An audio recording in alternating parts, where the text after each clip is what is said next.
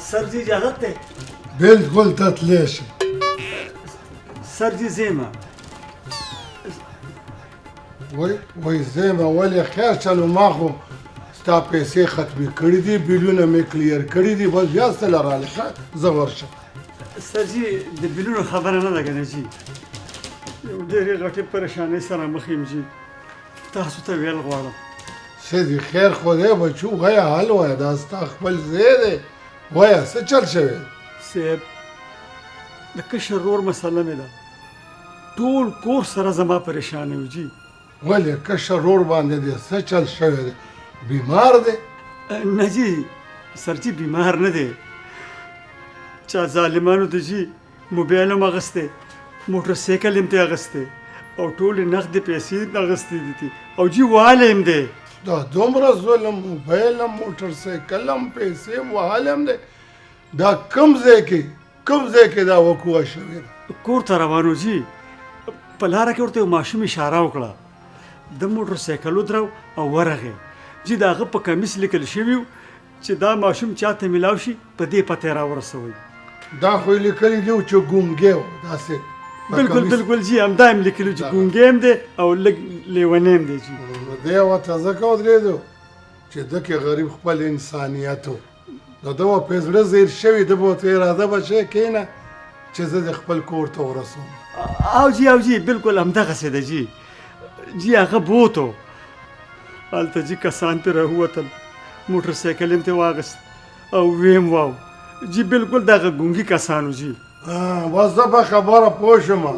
دې ګونګي خپل کسان هلته پټ ودرولي وو چې زه به دله څوک راولمه نن سبا خو دا هم کېږي که نه لاره کې به ولاړې وي لږ لیفټ خو راکړه ما بوزه پلاني ځیله بیا به دنه دلته یا موبایل وباسي او بله ګدکې شروع دي درته به وایي جي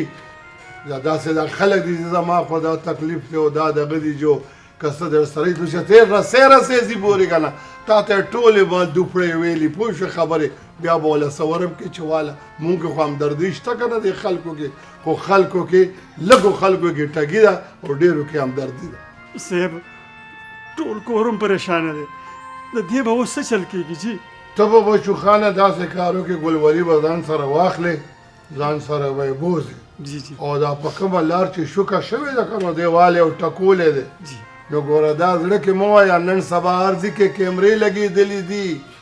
یو سړی جګړه کوي دا دې نه وایي چې ما څوک نه ګوري ټولو ناول خو یې الله ګوري بیا کیمرې لګېدلې دي ته به د هغه کیمرو فوټو چک کې او هغه فوټو به دلته راوړې نو ته ګوره چې دا مجرم دله زه نیسم که نه ویم به ویم غوږونه به پرې دله راکاږم په دا تاڼه کې او که نه صاحب ډېر په امید راغلی یم او بله خبره دا چې جي کور کې به مې له سترګې مې اوچتې شي جي د سترګې اوچتولو او ټیټولو خبرې پرېږده چې ستا حقیقت ته به یې درته وویلو او دا مجرم غل به خامخا نیسو نن سبا داسې دور نه دی چې ګینې یو سړي غلا وکړه او بس لاړو بري شو بري کېدل نشته دا خپل مرګ ته په خپله دعوت ورکوي خپل جیل ته په خپله دعوت ورکوي چې زه جیل لازم ټیک ده جی خان جي بالکل ټیک ده بس زه ورځم جي ګلولي له چې هغه ځان سره کړم او تاسو له جي یو ښایسته دود پتي راولېږم نه خیر دی دود پتي به بیا السکو د خیره په پیسو چې کله ستا دا کار وشي ته ورشه د ګلولي ځان سره کړه خان جي بدتغه مه کوه زه ورته ویم جی بالکل جی او دغه دی مې در واستولو ده سره شخه او چې څه مې ده ته ویلي په هغې عمل وکړه صحیح ده څه عجیبه غوندې دور رالو د اعتبار وخت اډو پاتې نه شو په چا به اعتبار کې دی که سفید پوشه او محتاجه پته نه لګي